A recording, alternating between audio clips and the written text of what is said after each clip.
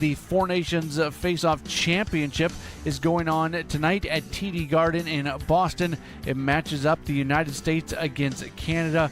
It was an amazing game when these two teams played against each other in pool play, and we'll see what they are able to do coming up this evening.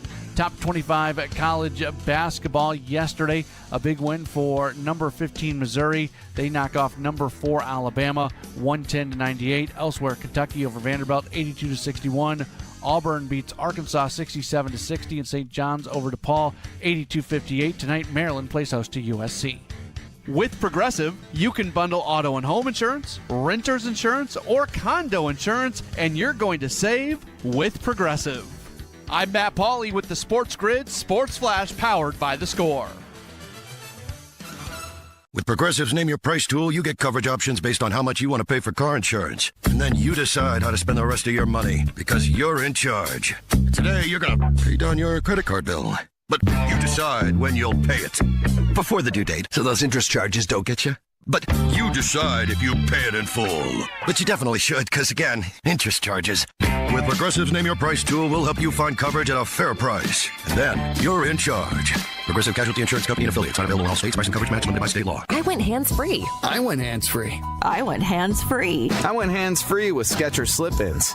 Join the millions of people who are celebrating going hands-free with Skechers Slip-ins. Footwear you just step into and they're on. It's crazy how something as simple as a pair of shoes have made my life better.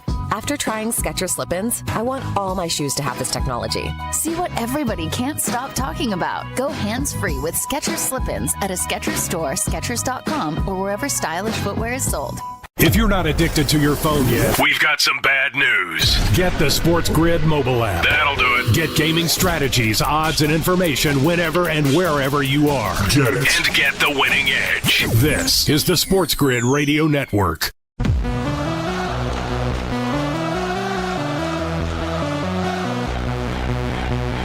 The only place in football where the offense is always on the field is on Moneyline. With the two best hosts in radio, Donnie Rightside. If anybody wasn't watching last night, I don't know what you were doing. And Kevin Walsh. Forget act like you've been there before. On the SportsGrid Radio Network, SiriusXM Channel 159. Oh, USA!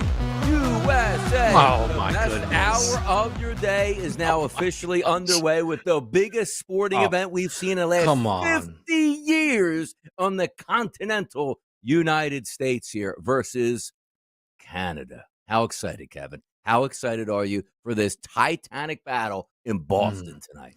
Let's see how Donnie approaches it. Donnie, They messed this up. This game should have been yesterday.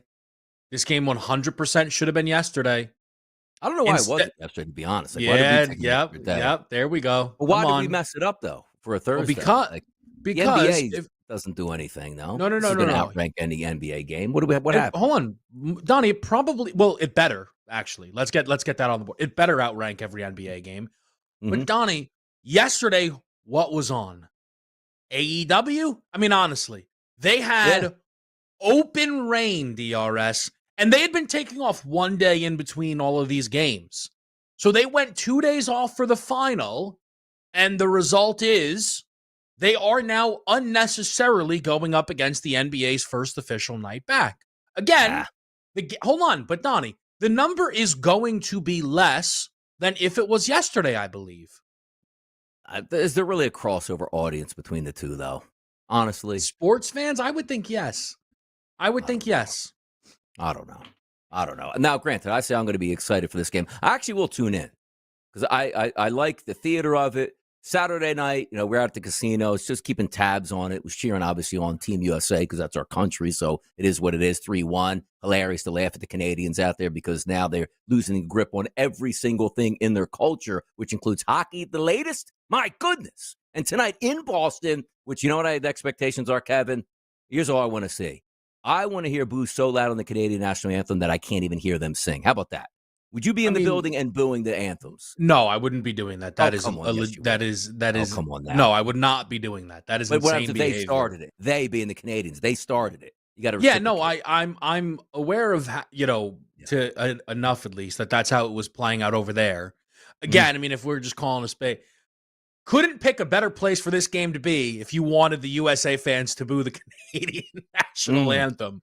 You couldn't pick a better place. You're like, oh, yeah, we'll return the favor probably than Boston, Massachusetts. Yeah.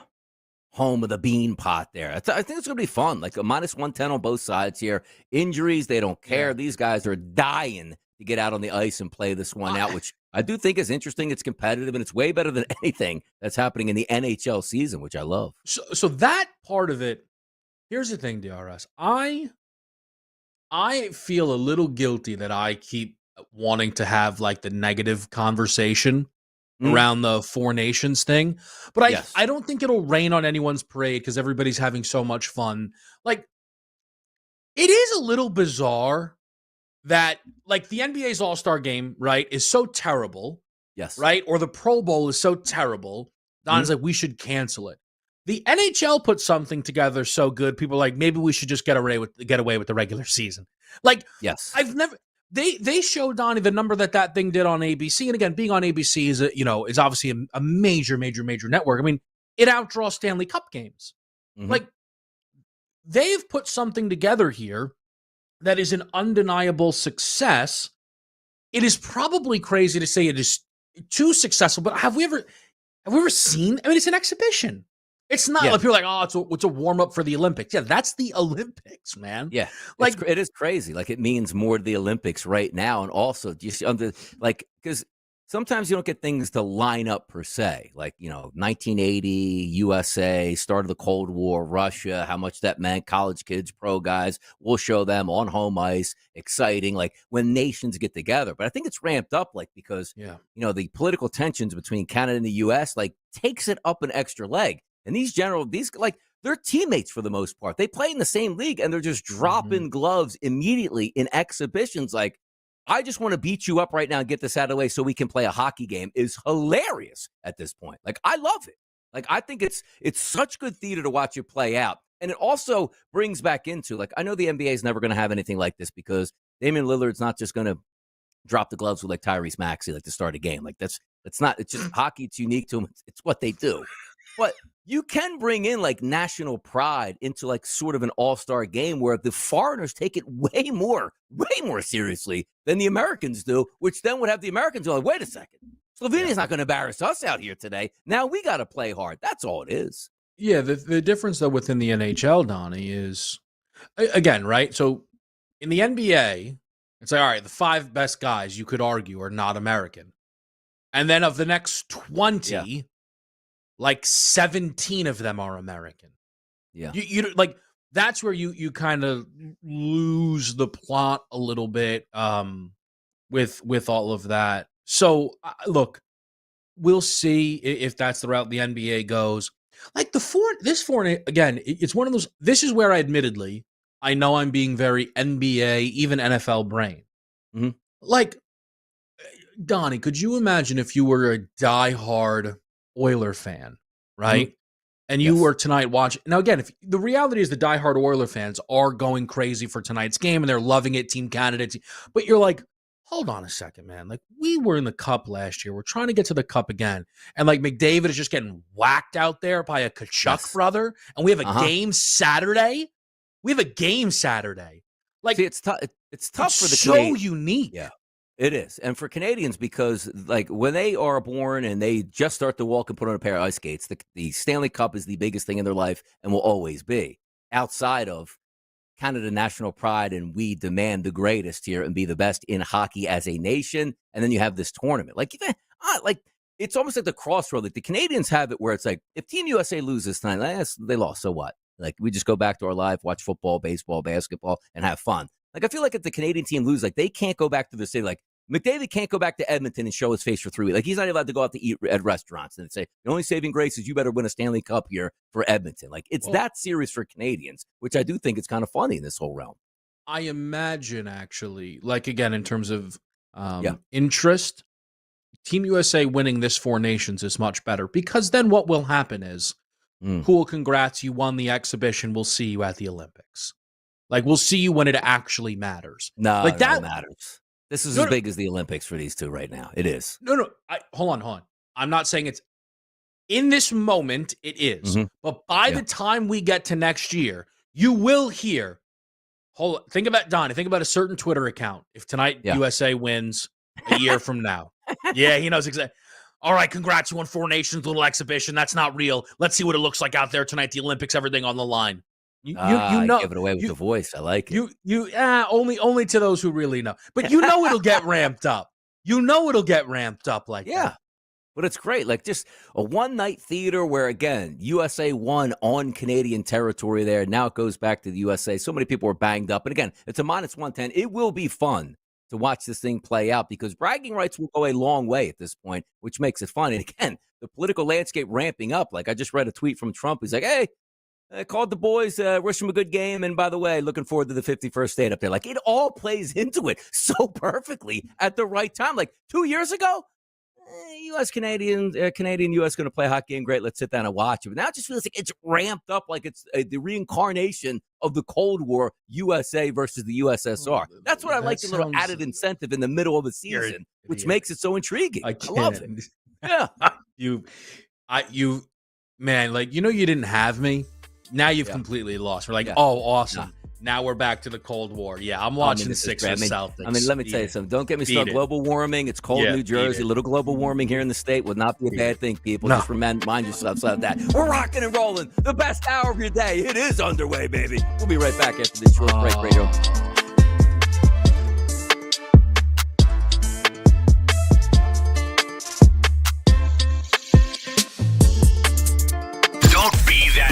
The kind that laughs at their losing friends when they win. As a SportsGrid listener, you should be more considerate. This is the SportsGrid Radio Network.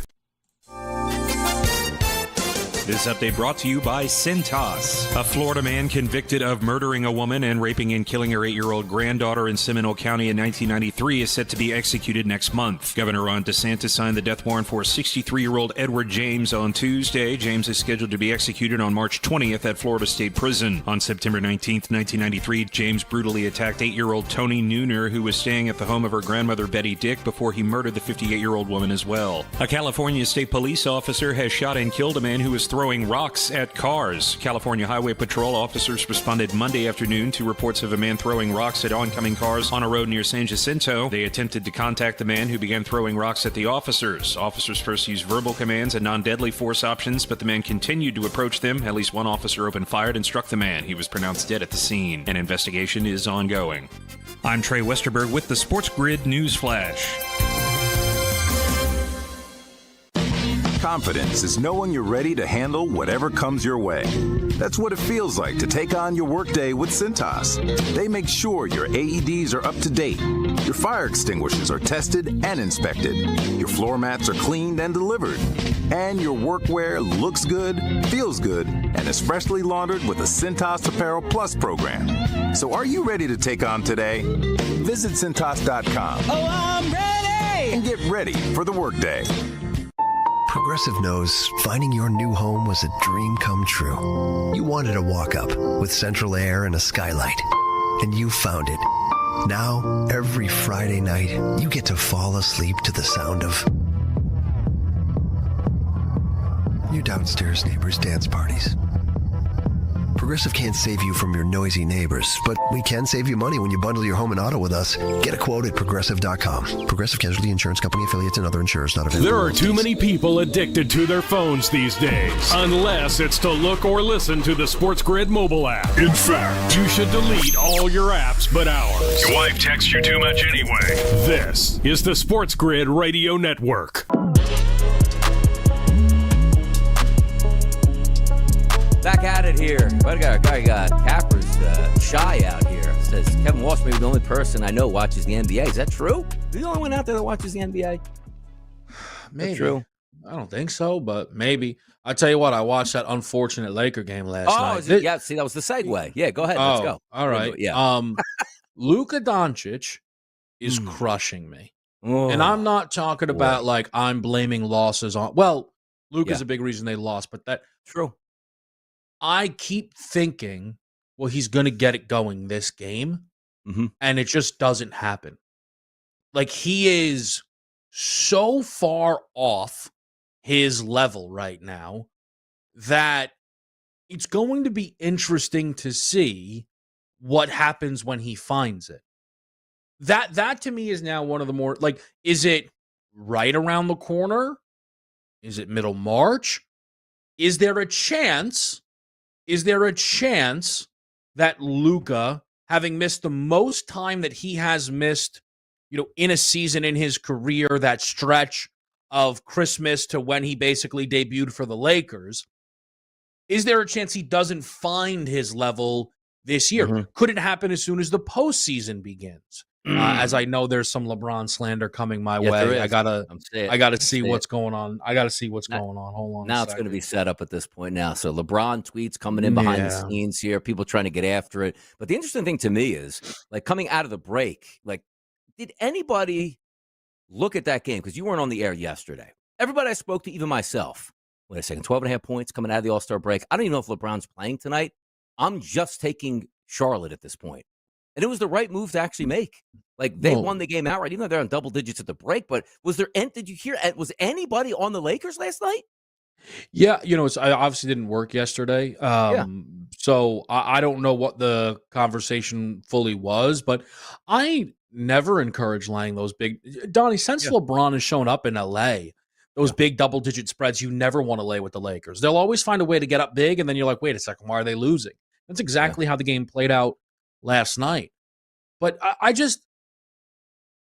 the Luka stuff, to me, again, like, I had some bets on him last night, Donnie, that I never would have thought would have been losers, heading into the game because he can't shoot right now. No. Like, he is looking up to the sky whenever he gets a jump shot to go in, saying thank you. It's again, he's working his way back from injury. So I'm not kind of saying like, Dallas was right. I don't want anybody to get that notion. What I'm saying is, I am now totally unsure of when we are going to have Luka Doncic out there looking like one of the 5 best players in the NBA. Because guess where we are right now? The Lakers' best player in this moment is, once again, LeBron James. That's where we are, and that's not where we're supposed to be. No, and here's the tough part about it, too, because it was one of those where they didn't get any favors done. It was a makeup game. Like, the NBA's going, hey, you know what? Spotlight game. We're going to show it on TNT. Can't wait to watch LeBron James play with Luka Doncic. They get the 10 o'clock game because it was a remake of a game due to the wildfires that they had to replace somewhere, and that was the perfect night for it. But also, not doing me any favors, going like, okay, well, you're supposed to win this game because then you got to go on the road to Portland the next night. They didn't sit LeBron in this game going, we're going to win this game anyway. LeBron rest up. Maybe Luka sits out the next game you play will be Portland. Now you go into Portland, and who knows if either one of those two are playing. So if you want to talk about a disastrous start to the so-called second half in the NBA, you lose to a bad team in Charlotte, and then you go on the road, and it's not even like, well, hey, we're going to line up full gas. Like, you're not going to be full gas tonight, and you lose that game. It's just a tough start overall. And you're right about Luka. That's 3 straight games where he just can't shoot. Like, and they say, hey, you know what, 20 points here. 25, like 26.5 was his high number before they knew LeBron James was actually starting in that game. Not even close to it. No, not at all. But again, not for a lack of volume, right? Like, that's why, like, I'm kicking myself a little bit, Donnie, but then I'm like, no, I didn't get beat because of a minutes restriction or he's being too passive. Like, he can't, he is not in any type of rhythm out there. And look, you pair the injury with a brand new team, and I'm sure that plays a factor in it, but I think you actually set it up perfectly. The Lakers had the chance to go into the All-Star break on a big-time winning streak. They lose at Utah. Okay, we see that happen to NBA teams, but hey, we're coming out of the break. We're playing Charlotte. We lost to Charlotte. Whoa. Yep. Okay, now the Portland game feels way too important, and it's on a back-to-back. If we lose this game, it's a 3-game losing streak to 3 terrible teams, and Denver, the Nuggets, are next. I don't know what that number is going to be. Like, the Lakers all of a sudden, Donnie, had the chance to be riding a major wave of momentum. Yeah. And it feels like last night really undercut it. I'll add this just quickly. It's not, it shouldn't have cost them the game, but it did play a factor in it. The Austin Reeves ejection was so bad. It was so bad that if that is how refs issued second techs, Draymond Green wouldn't have an NBA career. We cannot do stuff like that. We can't. It is. When did he? I didn't see the game. When did he get ejected, and what was it for? So mid third quarter, Yeah. Donnie, the Lakers were on a bit of a drought. Drove to the cup, got fouled. Yep. Guy missed the call. Reeves gives a scream that is the easiest technical foul you'll ever see, right? Kind of pumps the fist directly at the ref. You know that's going to be a tech. Walking away, one final word, right? And typically, from what I've seen, final word, we're done, let's move on, right? Yeah. Reeves gives that final word. The ref goes, 2 techs, boom, you're gone. And all of a sudden now, the Lakers are without Austin Reeves in a moment where their offense didn't have it going. LeBron had hit the bench, Luke had hit the bench, and the drought continued. And all they were on it was like a 20-1 run for the Charlotte Hornets, which is ridiculous. Torching them. Again, Don, doesn't every ref know? All right, listen, man, it's probably going to be tough for me to give this guy 2 techs. And this same ref gave him 2 techs within 6 seconds of one another. Yep. It's just bad work. No, it is. And you never want to see that. But tonight we do have a full slate in the NBA. A lot of high lines. So if you're just looking to take that MO of, let me just take a bad basketball team getting close to 2 touchdowns and live with it, maybe you can do that tonight. Cavaliers, -13. New York Knicks, -12. -16 for the Nuggets tonight. So a couple big-time spreads out here as the NBA's unofficial start for the second half now is underway. And the Phoenix Suns will beat the San Antonio Spurs tonight without Victor Wembanyama. I will lay the -2 points there. Much more hot topics to talk about. It's Moneyline in the middle of the day, your day, right here on the Sports Grid Network, Sirius XM Channel 159.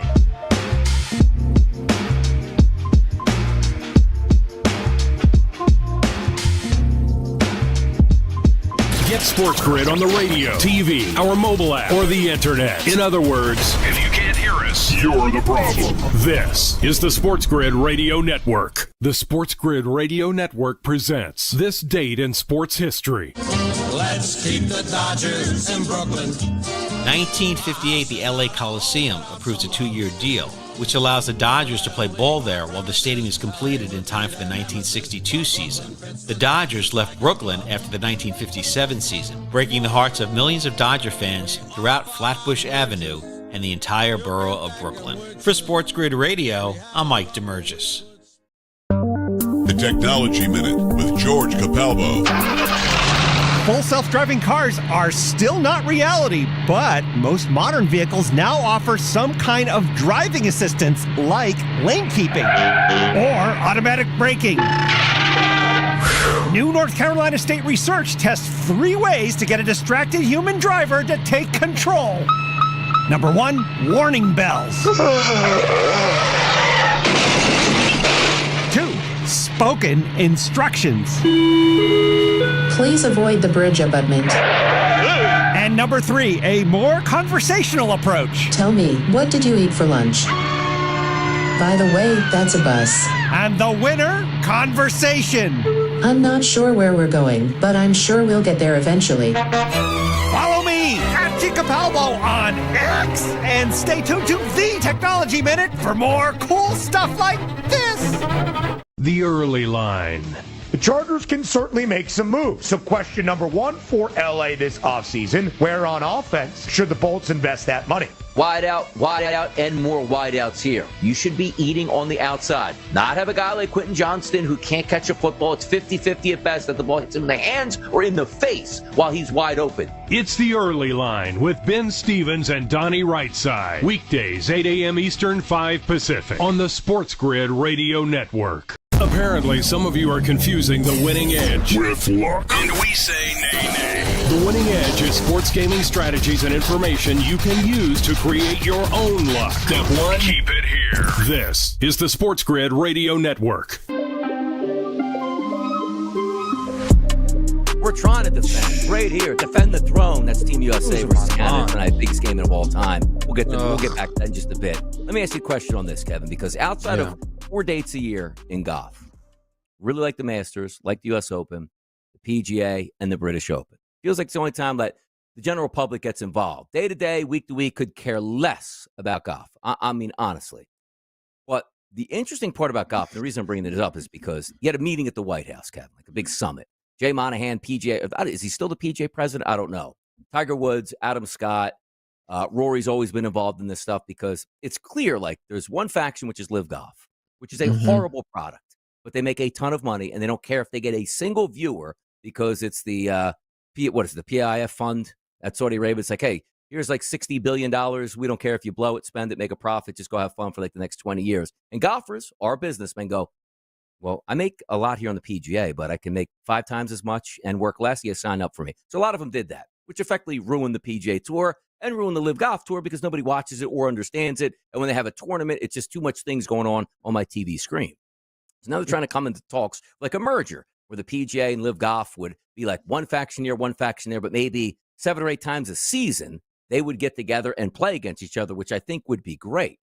When I was growing up, it was never a big sport, but it was still a big deal. Like the Indy 500, every Memorial Day, a couple 100,000 fans show up. But open wheel racing, I believe what it was called, versus IndyCar racing, the 2 factions split, which means the superstars split leagues.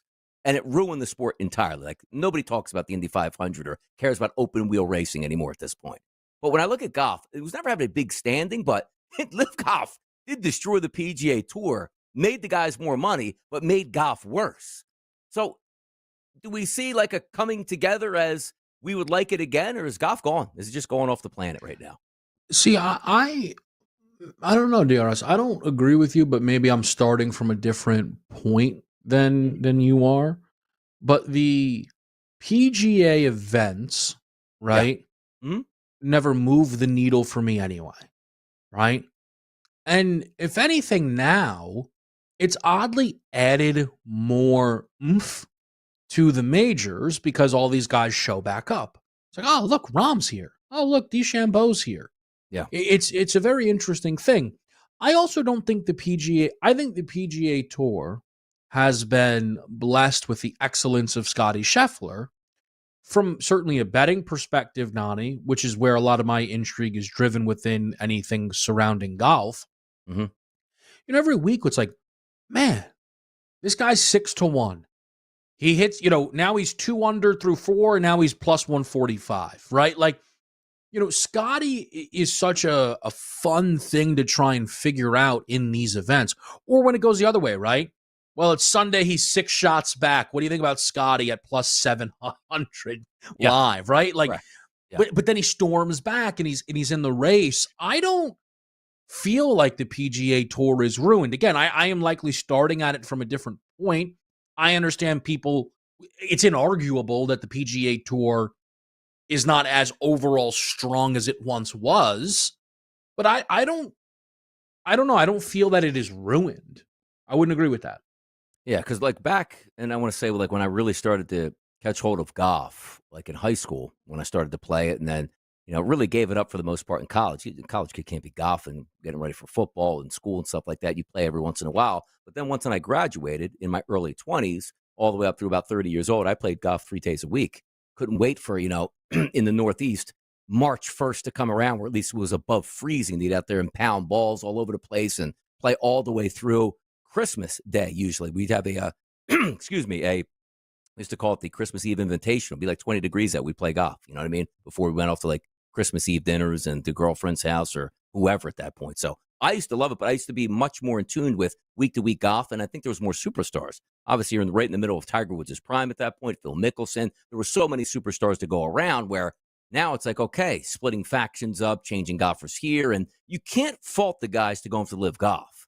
And I do feel bad at times, and I laugh at like Rory McIlroy, who has an investment in that Tiger Woods Golf League with the PGA. He's never going to leave, and neither was.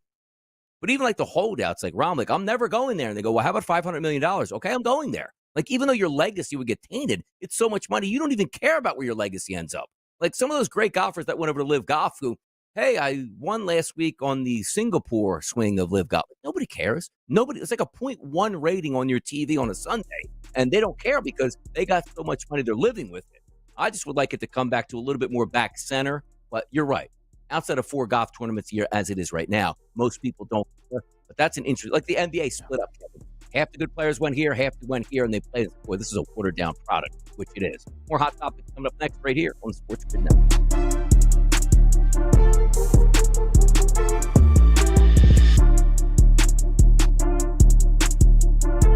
Losers rely on luck. Winners depend on getting the information they need. Winners depend on us. The home of the winning edge. This is the SportsGrid Radio Network. AutomotiveMap.com presents the SportsGrid Sports Flash powered by The Score. College basketball from last night. The biggest game in the nation took place in Columbia, Missouri, where number 15 Missouri knocks off number 4 Alabama, winning 110-98. Elsewhere last night, number 1 Auburn over Arkansas, 67-60. It was number 10 St. John's winning at DePaul, 82-58, and number 17 at Kentucky gets a win at home against Vanderbilt, 82-61. Only one top 25 team in action this evening. It is taking place in College Park, Maryland, where number 20 Maryland is at home against USC. Maryland 10-5 in Big Ten play. USC 6-8 in the conference. With Progressive, you can bundle auto and home insurance, renter's insurance, or condo insurance, and you're going to save with Progressive. I'm Matt Pauley with the SportsGrid Sports Flash powered by The Score. One of life's greatest mysteries has finally been solved. Who let the dogs out? Spruce. It's Spruce, the new hard-working, worry-free weed and grass killer that's safe for use around people and pets. When used as directed, spray the leaves for visible results in just 1 hour and dead weeds in just 1 day. You spray, they play. Weeds die by the next day. Find Spruce wherever weed killers are sold. Hi, welcome to Staples. Hi, I hear Staples can print it all for my business. Oh, if you can think it, Staples can print it, and will beat any print quote. Oh, great. I'm thinking new brochures and yard signs? No problem. I'm thinking calendars, t-shirts, and pens. Totally. I'm thinking Staples is the place for printing. I thought you might think that. Right now at Staples, get up to $250 off your print purchase. Ends 4/5 exclusions apply. Visit staples.com/print for offer details. Price match guarantee valid in store and staples.com/print. Visit staples.com/price match for details. When you're a player, advantage is important. that would be bringing you sports gaming strategies and information 7 days a week. We call it the winning edge. Everybody else calls it unfair. Hate the game, not the player, dude. This is the SportsGrid Radio Network. CBB yesterday, Kevin. Very interesting. As you know, Wednesday and Friday, solo missions for your boy. Handicapped some game yesterday, 4-2 on the Moneyline. Wagers yesterday. Arkansas team total to the under. Cash it. Missouri's my worst play of the day. Under 86.5. They hit a $110. Shot 47 free throws, Kevin, in a college game. I don't think I've ever saw that before. But that's how they got 110 points. Sheesh. Bama, can we just stop on Bama? Actually, I'm glad you said that. Go. Mm-hmm. They feel like a once-in-a-generation team. But maybe I'm wrong. You have more time with it. So I'm just going to I do this like any chance I get because it's my favorite thing. I want to read to people the offensive ratings of the teams that are inside the top 10 in tempo. I'm going to go from 10 down, okay? 155, 303, 169, 354, 200, 173, 72, 175, 109, third. They're the fastest team in college basketball, Alabama. Yes. And they are the third best offense. Donnie, in the top 10, there's only one other team that is even top 100 in offensive rating in terms of teams with that level of pace. Yes. That's why sometimes you look at these games and you look at these totals, like last night's total, 171.5. And I know you had a million reasons you played your under. Look, sometimes things get broken. But my point is, I'm sure you looked at the game, saw there was 200 points. You're like, okay, happens. Like they've played multiple games with 200 points in it this season. To be this good offensively, this fast, it is incredible. This Alabama team. Yeah, usually when you're looking at the totals, like every 5 minutes or say, you give up like 10 points. That's 20 points in the first half of the first half, 20 points in the second, 40 points. 40 plus 40, first half, second half, 80 points. I'm like, all right, see if they can do it. Like, I flipped on that on like my app and saw like 25 points, like 5 minutes. I said, just turn it off. Like, this game is going to be an absolute, and it was an NBA score at the break as opposed to a college basketball score. Like, 41-40 is exciting. Like, no, like they were like 60 points at the break. I was like, that thing is dead on arrival. I did lose Connecticut. I did lose Kentucky's team total over 84.5. They only scored 82 points in that game. Also hit UNC minus 10.5, blew the doors off NC State. And the one game which I always love, because I even when I recapped, I put the asterisk. It was The play on SMU yesterday, I said, this doesn't make any sense at all. Way better basketball team. Why is it 1.5? Why is all the public on SMU and nobody take it? I said, you know what? I'm going to remove my handicapping hat on, like saying, ooh, that's a white flag right there. Stay away from it. I'm taking SMU. Man, they blistered Notre Dame. So good for the people out here. If you stood true and said, you know what? This line looks like a trap, and I'm still taking it. Good for you. We all cashed. Yeah, I had yesterday, just kind of some mess around alt team total parlays down. Yeah. And that actually came in. It was like 5 legs, but it was like a lot of like minus 300, minus 290s. Yes. And I'll tell you, it made the difference though in some spots. It did, and one of them was Notre Dame. On the other end of that, Donnie, I think 67.5 was the alt number I used. Yep. I don't know if they got to their primary number, but it was one of those games that you check in at. You're like, all right, I took a team to, oh gosh, it's 32-13. Why didn't I play the full game? Correct. And that game was obviously a total rocket ship. Yeah, and tonight, again, it's a large card, but usually it's funny. You say, like, oh, Wednesday night, that's awesome. Like, back in my heyday, like, I would look at this Thursday card and be like, what's the best game on the card? Ohio State, Northwestern, and that tells you something. When there's like 50 other games, it's Drexel, Delaware, Bryant, Vermont, Maine, Albany. Like, this is like one of my bag nights that I had so much fun on. And there are a couple thoughts that I did write down on a few of these games tonight. Radford's team total to the over, also FAU minus 6.5. So I was just doing a little preliminary capping this afternoon, because days for me are much easier than what they were on football season. Case in point, today's a Thursday. I'd be off of the show, grab something to eat, and maybe get a half-hour nap, and on my way to work 10 hours in the studio to do football and rinse and repeat. Like, hey, Donnie, why don't you enjoy November college basketball? Well, that's why. Donnie, why don't you just enjoy December college? Because I don't have any time to enjoy it. But now it's like you get off the air, you get something to eat. It's like, hey, I got 4 or 5 hours in the afternoon where I'm like, you know what? Let me dip in. So it's been a lot of fun this week, like handicapping college basketball, just getting refamiliarized with the teams and how they're playing and all that stuff. So I've been enjoying it quite a bit. But tonight's card, if you are just I need big games, Alabama and Auburn, it's not your night. But these are the nights that I used to absolutely love, where it's like, hey, man, Georgia State, JMU tonight, love to see this. Like, I love it. Can you do me a favor, actually, if you could put it in your ledger? So on Monday, right, we had no NBA. It was it was more low-level college. Yep. I was like, you know what? Let me just, put a little extra work, and let's get into the SWAC. Let's get into the MEAC. Yep. And I started to really stare at that Mississippi Valley State team, Donnie. And gosh, are they special? On KenPom, it looks right. Donnie, they are the worst. I have not gone through the whole thing. It looks like they are the worst team in college basketball history. Their overall net number, Donnie, the gap between them and the next closest team is like 14 efficiency points. They rank last in the country on offense and last in the country on defense.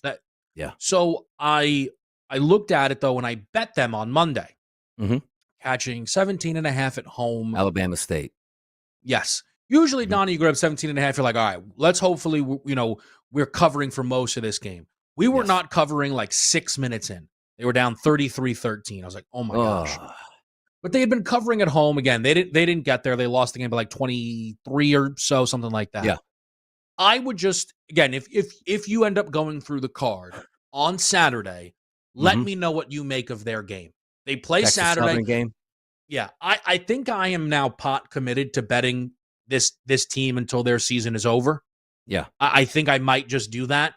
But I am very curious, because again, for those that don't know, Donnie gets to match up the conference to conference numbers.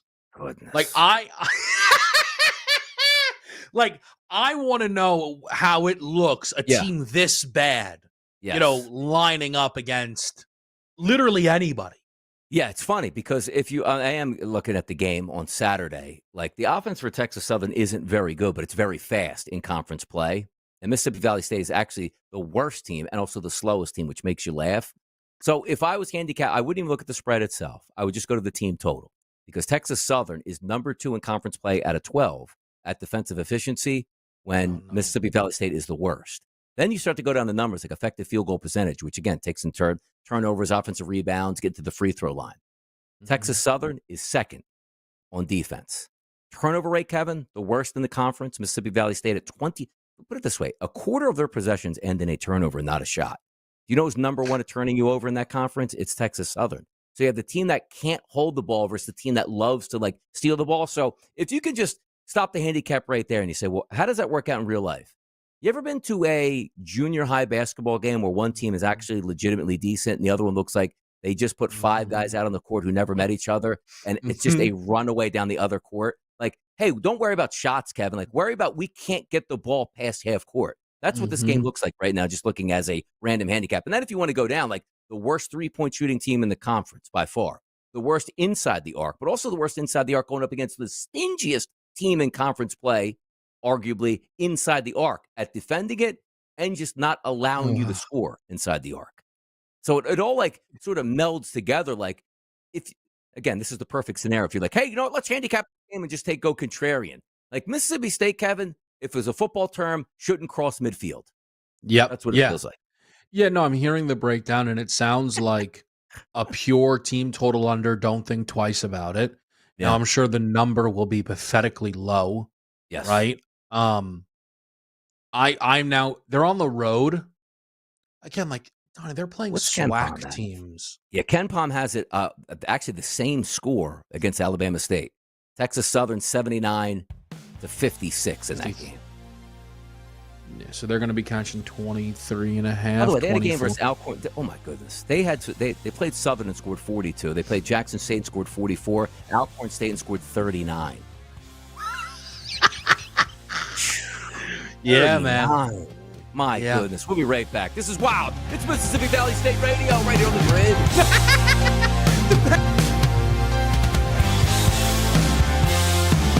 Every day we have one job. To make bells ring. And we do exactly that by giving you the winning edge. This is the SportsGrid Radio Network. AutomotiveMap.com presents the SportsGrid Sports Flash powered by The Score. There was a joint meeting with athletic directors representing their conferences and also SEC Commissioner Greg Sankey and Big Ten Commissioner Tony Petit, and they all agree that they need to change the way that teams are seeded in the 12-team college football playoff, and that should change for this fall. So it sounds like that is something that could potentially change the next time we go into a college football playoff. The NBA coming off their All-Star break. They did play one game last night. It happened in LA where the Lakers played host to the Hornets. Hornets win 100-97.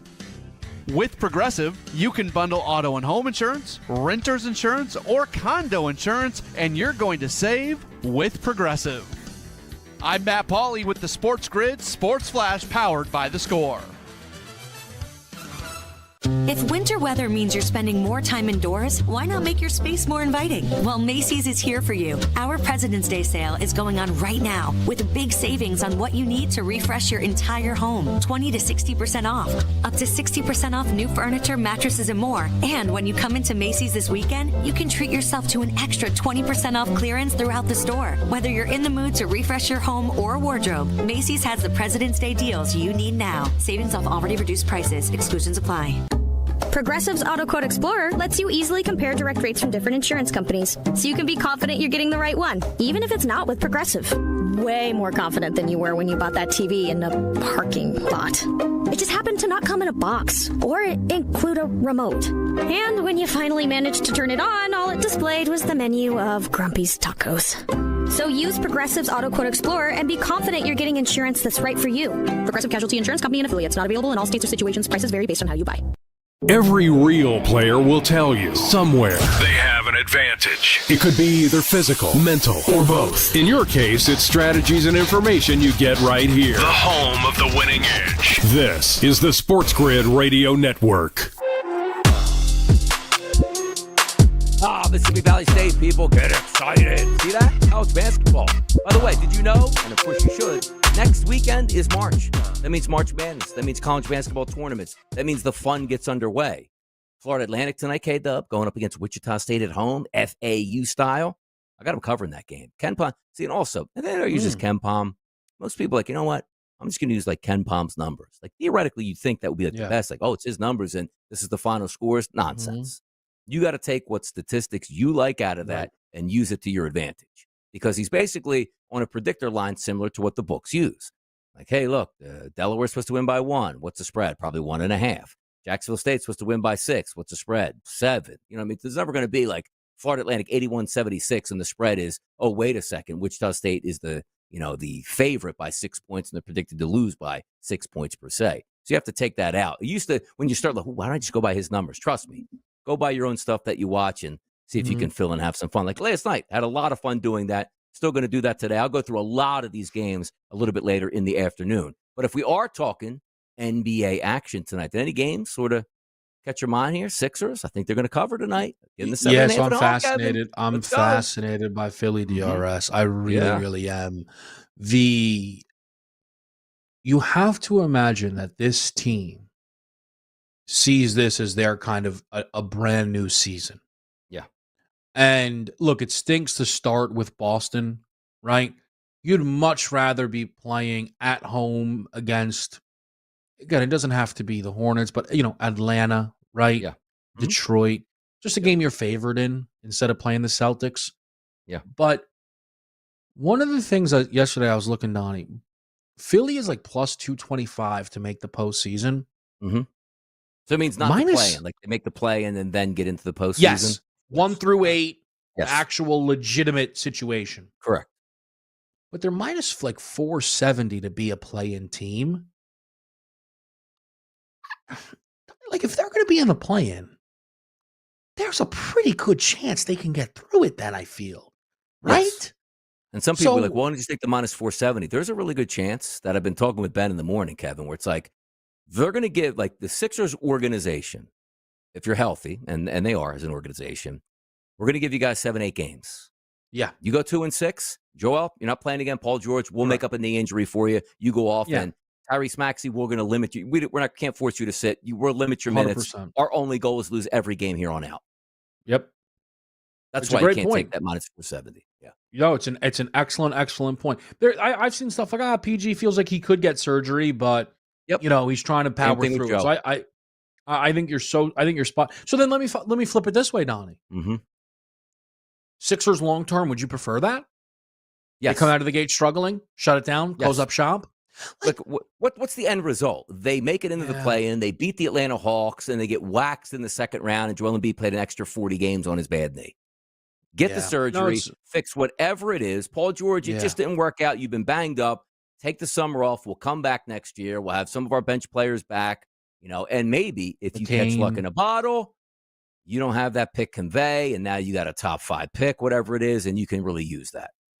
Well, so is that what it is? Philly keeps their pick if it's top 5? I don't know if it's top 5, but it's like real high up. Like if they just have top 7, is it 6? Top 6, was it, JP? That's what he's just said. Yeah, top 6. So there you go. Yes. So that's your goal. That's your goal at that point. You currently, as the Sixers, have the 7th, or tied actually for the 6th worst record in basketball. Mm-hmm.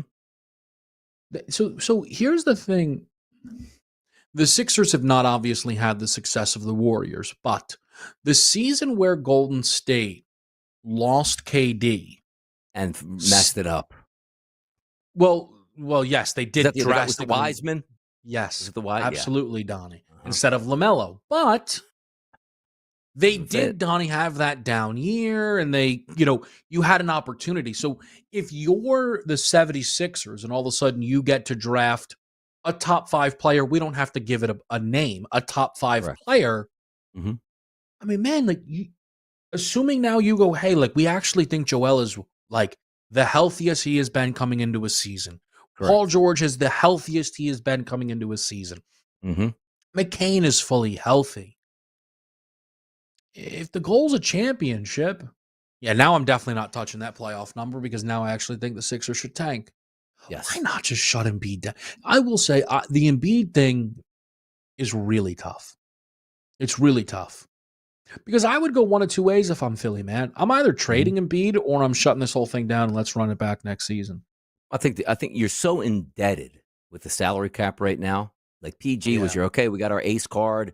We can play it. We're going to overpay this guy, but we think he's going to do well, and it hasn't. You have to run it back next year. No way, shape, or form. And what's the goal again for the Sixers? It's getting to the playoffs. Like that's not a goal. Like Philadelphia fans are. You saw last year, basically sold out against the Knicks. Like, we don't have any faith in this team anyway. Hey, look, it's all Knicks in the building. Let me just get some money for next year's season tickets.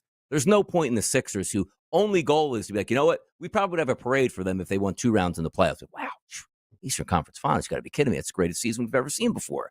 But not just getting to the playoffs, winning a round, and then getting smacked, and knowing that Joel is limping. Like, hey, Joel Meek, why can't you dunk the basketball at 7 foot tall? My knee hurts. Like, stop it. Just get the complete surgery. But I do think they give them a couple games and understand it. They'll tell them, you got 7 games to prove it to us, 8 games here. You go 500, that's not the goal here. You go out and beat the Celtics. But again, like even before the All-Star break, they're on a losing streak, losing the bad basketball team. Like Toronto came in and beat them outright with nobody on the roster. It's like, this is just terrible to watch it play out. Brooklyn. Yeah. No, you're not wrong at all, DRS. You're not wrong at all. And that's the thing. They don't look comfortable being out there.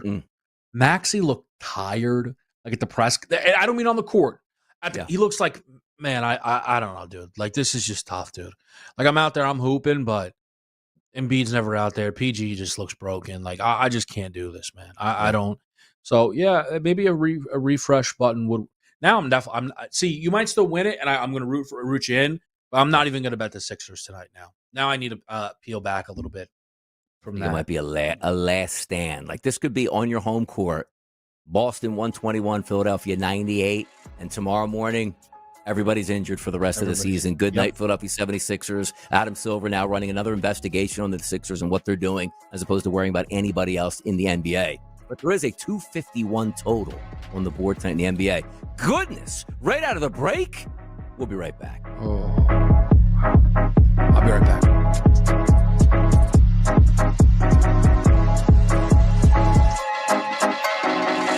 A sports gamer who relies on luck never makes the same mistake twice. It's usually 3 or more times. We're the home of the winning edge. This is the SportsGrid Radio Network. The new SportsGrid app is now available on iOS and the App Store. Experience the ultimate sports betting companion that provides personalized content from your favorite hosts. In-depth matchup previews, game and prop picks, live odds, stats, scores, and more. All in one place. And of course, on the SportsGrid app, you can tune into our live television and radio coverage anytime. On the go, wherever you are. Download the SportsGrid app on the iOS App Store now. It's smarter to be on SportsGrid. For anyone who's worried about back taxes, has not filed tax returns, and doesn't know what to do next, stop and listen. Not filing your taxes can have severe consequences, especially in this political climate. Now that COVID is over, the IRS is getting aggressive, massively increasing enforcement and collection efforts. With politicians making all sorts of promises, especially when it comes to taxes, hiding and not dealing with your taxes will cause you harsh legal and financial ramifications. But right now, the IRS offers forgiveness and writes off a massive amount of tax debt. The Tax Doctor offers a free service that helps people get out of IRS collections and back in good standing with the government. Don't hide or bury your head in the sand. Take advantage of our free service. Call now to learn more. 800-816-4492. 800-816-4492. 800-816-4492. That's 800-816-4492. Moneyline. You take a look at Purdue, 11th in fouling in conference play. Why is that important? Who's the best free throw shooting team in the Big Ten? It is Michigan State. And you take a look at the point distribution. Who's number one at scoring the percentage of their points from the free throw line in Big Ten play? It's Michigan State. In a close basketball game that they are favored in, they'll make their free throws. But I had to pick a side. I would lay with Michigan State. Catch Moneyline with Donnie Rightside and Kevin Walsh. Weekdays, 11 a.m. Eastern, 8 Pacific. On the SportsGrid Radio Network.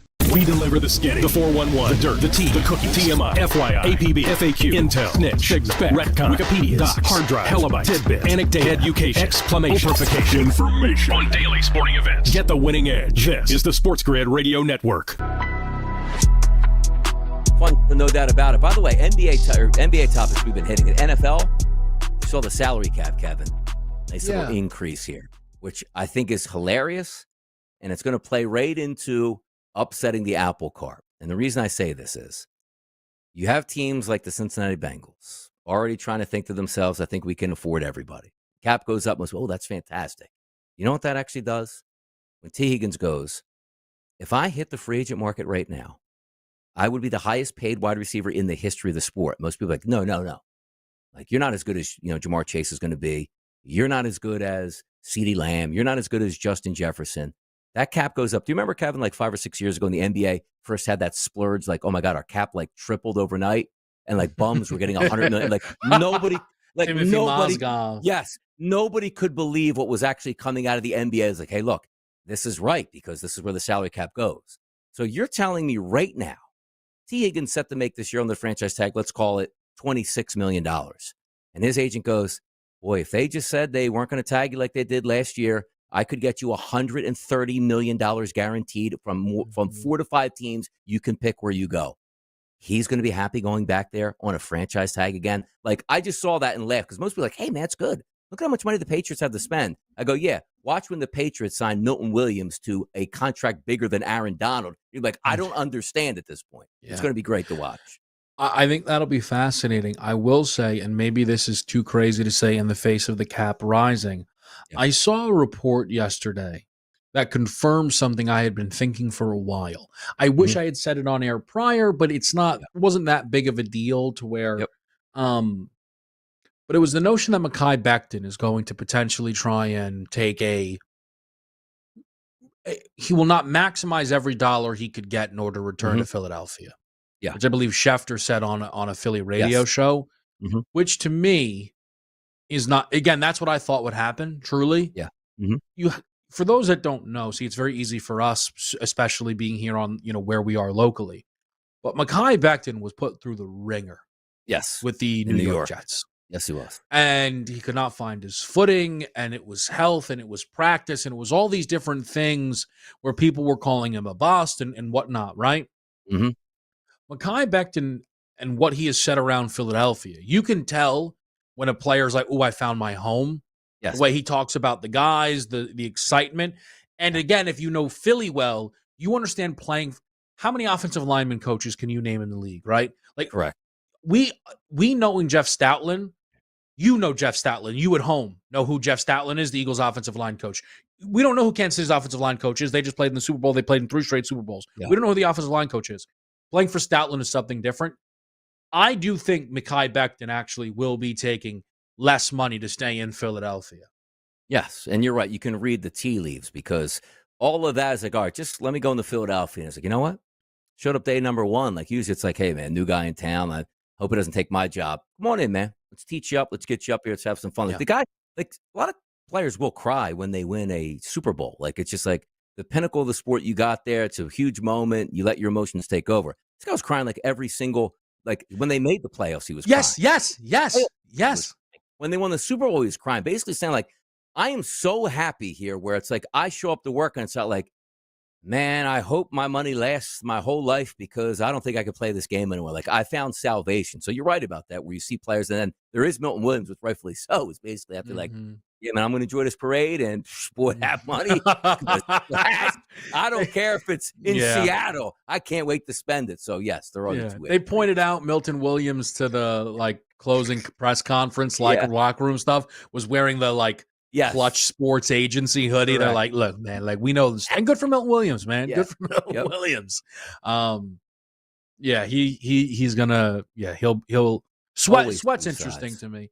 But I see the Bond stuff is now starting to really throw me off, man. I don't know. With a linebacker that good, you would think Philly would want to bring him back, and you'd think but he was crying almost, Donnie, at the end of the parade. It looked dang.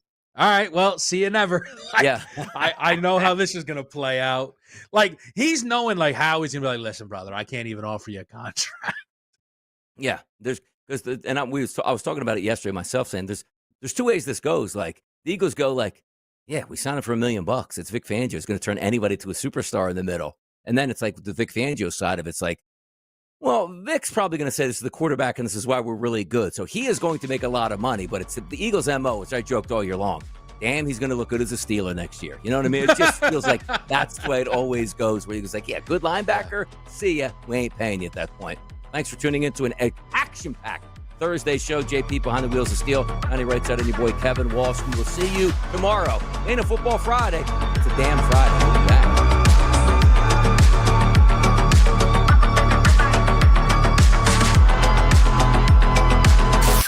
Being a SportsGrid listener doesn't make life perfect. But it'll do till perfect comes along. We're the home. 110-98. Elsewhere last night, number 1 Auburn over Arkansas, 67-60. It was number 10 St. John's winning at DePaul, 82-58, and number 17 at Kentucky gets a win at home against Vanderbilt, 82-61.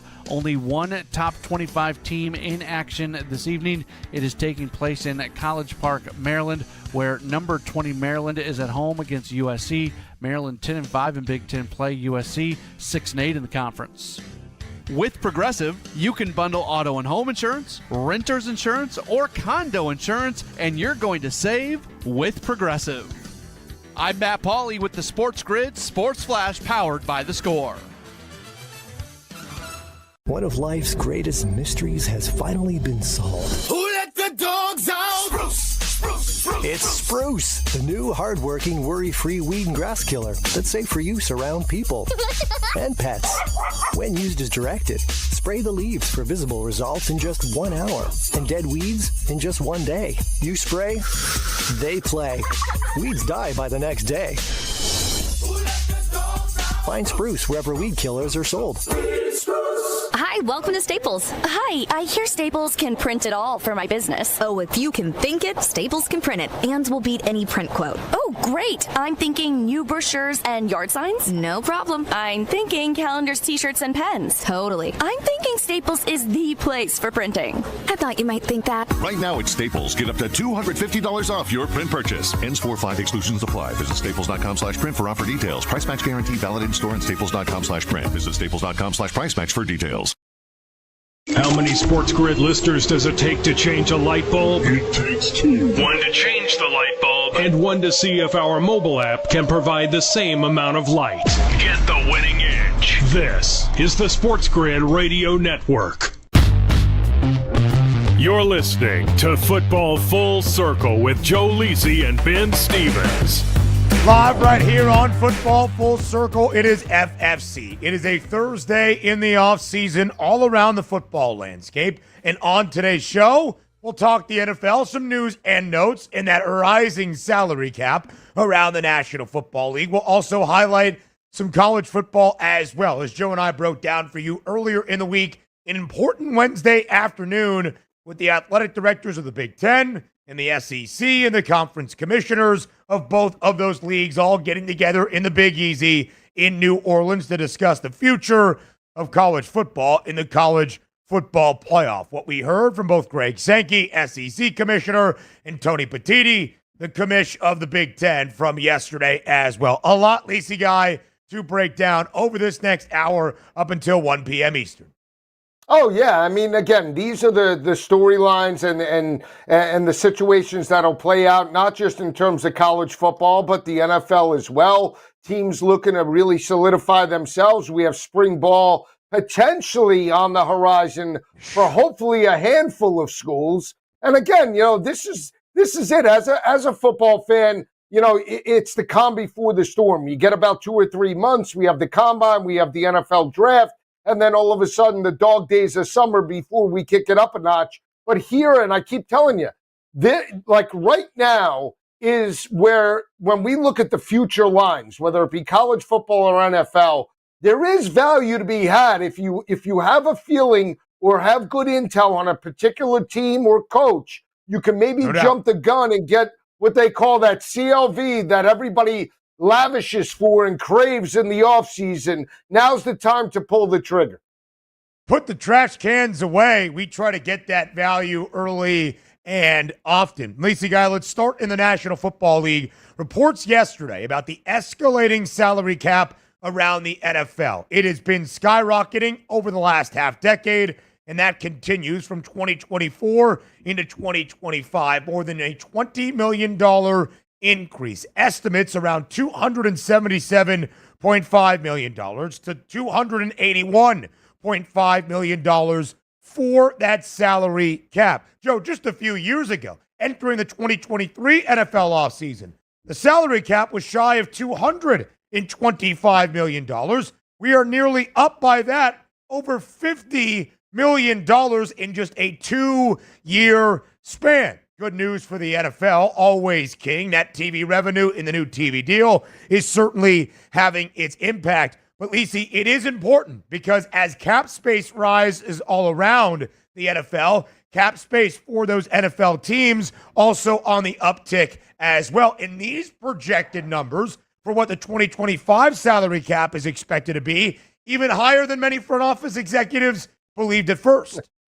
Yeah, and if it's higher, that's the potential to sign some of these marquee quarterbacks or marquee wide receivers, Jamar Chase, maybe Sam Darnold, Brock Purdy, right? What does that mean for particular teams? If they're raising the salary cap, it just means that we're going to keep going to infinity. There has to be a pinnacle or at some point a peak in terms of the market. And maybe it doesn't come from the salary cap perspective. Maybe it comes from the overall organization saying, just that a particular player isn't worth it, right? But it does give some of the bottom teams, when there's an elevation of salary cap, some of those teams that potentially were in cap purgatory, the ability to maybe make some moves to be competitive in 2025. And ultimately, this is where we see good GMs make great moves to put them in playoff contention. It's a really good point, Lacey Guy, but it's still about fair market value, right? We have seen record-setting deals at every positional group, basically, year over year, last offseason, the offseason before that, the offseason even prior to that. It's just because the salary cap is inflated, and thus those salaries start to match. Those long-term contract extensions setting new record-setting deals, right? You look around the NFL, highest-paid quarterback ever, that's now Dak Prescott. Basically, every deal that a quarterback has made north of $50 million, all of those have been inked in the last two off seasons. Certainly will continue here in 2025. We see the highest paid DB ever, highest paid O-lineman ever. Those are the updates we get as a new league year is not all that far away. But just because you have a plethora of money, just because you have that expanded bankroll, Joe, doesn't necessarily mean you should spend it, or at least spend it all. And we have said a few times already early in this offseason, it is not exactly the most lucrative or robust free agency class ever. There's really only one quarterback that's probably going to generate some market value. That would be Sam Darnold. T. Higgins would move the needle if he becomes a free agent and is not tagged by the Cincinnati Bengals. So, Joe, just because you have the money, as you said, good GMs will understand value, does not mean that you should just go on a spending spree if the talent is not there to match. Right. We talk about team chemistry. Ultimately, sometimes you talk about in Major League Baseball for years, the Tampa Bay Rays were able to be competitive with less of a payroll, right? Sometimes just finding that right chemistry. The Mets as well were a great example last year. It was supposed to be a rebuild. They challenged for potentially an NL pennant. Same thing in the NFL, right? We know that the teams, a majority of the teams do it right? They put their money into the right quarterback or the right type of skill player or star player, and it more times than not pans out. But there's other times where you pay and you don't get the reward, and that's where, when you look at the market right now, Brock Purdy's a main question mark. Is he going to get that money that puts him more than Pat Mahomes, Jalen Hurts, Joe Burrow? Or what about Sam Darnold? He's a good quarterback. He's not elite, but you're going to pay him what, 30, 40, 50 million dollars just to get your wins in 2025 could set you back years. Absolutely so, Joe. And there is the good, right? The positive of having the money to spend, but there is also the negative. You have more money to spend. Players know that. Agents of the players know that. If the asking price last year was 50 mil for Brock Purdy, his agents are probably like, hey, salary cap just increased by more than 20%. We are going to need you to up his payday by 10, 15%, just using some figurative numbers there. But just all to say, there is the good and the bad. And to Joe's point, it's not just free agents. It's also rookies or players already on a deal that are going to be asking for a new deal. Deals that were done even 3 years ago, Joe, seem outdated with where the salary cap has increased to and what the rest of said players around the NFL are getting. When Patrick Mahomes, I believe in the 2020 NFL offseason, signed that 10-year, $450 million deal. The absolute figure itself was outlandish, but it's actually a great deal for Kansas City. You are getting Patrick Mahomes with all that he has done in 3 Super Bowl rings at a relative discount to a lot of other quarterbacks who have not near that resume that Mahomes does have. And I also will say this, Joe. It could be good for those teams that need to spend this offseason, that have the cap space, that are trying to make additions to their roster, like the Patriots, like the Bears, so on and so forth. But if you don't do so wisely, you're in trouble. It also allows those teams that have already signed all of their guys to restructure some deals, to be more cap-friendly, signing bonuses, guaranteed money up front. And because you have a larger cap to negotiate with, it allows more financial flexibility and freedom as well.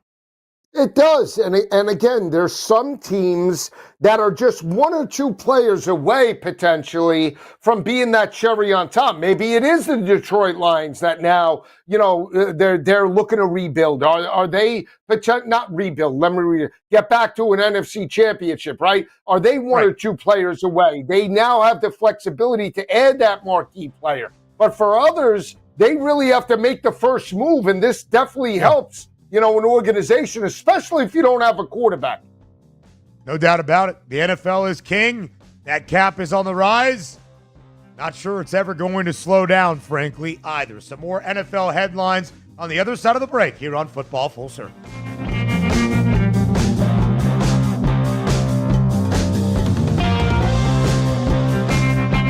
4 out of 5 scientists agree it's smarter to be on SportsGrid, and we're pretty sure that one scientist is still a virgin. He just gives that vibe. This is the SportsGrid Radio Network. This update brought to you by Cintas. A Florida man convicted of murdering a woman and raping and killing her 8-year-old granddaughter in Seminole County in 1993 is set to be executed next month. Governor Ron DeSantis signed the death warrant for 63-year-old Edward James on Tuesday. James is scheduled to be executed on March 20th at Florida State Prison. On September 19th, 1993, James brutally attacked 8-year-old Toni Nooner, who was staying at the home of her grandmother Betty Dick, before he murdered the 58-year-old woman as well. A California state police officer has shot and killed a man who was throwing rocks at cars. California Highway Patrol officers responded Monday afternoon to reports of a man throwing rocks at oncoming cars on a road near San Jacinto. They attempted to contact the man who began throwing rocks at the officers. Officers first used verbal commands and non-deadly force options, but the man continued to approach them. At least one officer opened fire and struck the man. He was pronounced dead at the scene. An investigation is ongoing. I'm Trey Westerberg with the SportsGrid News Flash. Confidence is knowing you're ready to handle whatever comes your way. That's what it feels like to take on your workday with Cintas. They make sure your AEDs are up to date, your fire extinguishers are tested and inspected, your floor mats are cleaned and delivered, and your workwear looks good, feels good, and is freshly laundered with the Cintas Apparel Plus program. So are you ready to take on today? Visit Cintas.com. Oh, I'm ready! And get ready for the workday. Progressive knows finding your new home was a dream come true. You wanted a walk-up with central air and a skylight, and you found it. Now, every Friday night, you get to fall asleep to the sound of your downstairs neighbors' dance parties. Progressive can't save you from your noisy neighbors, but we can save you money when you bundle your home and auto with us. Get a quote at Progressive.com. Progressive Casualty Insurance Company, affiliates, and other insurers not available in all states.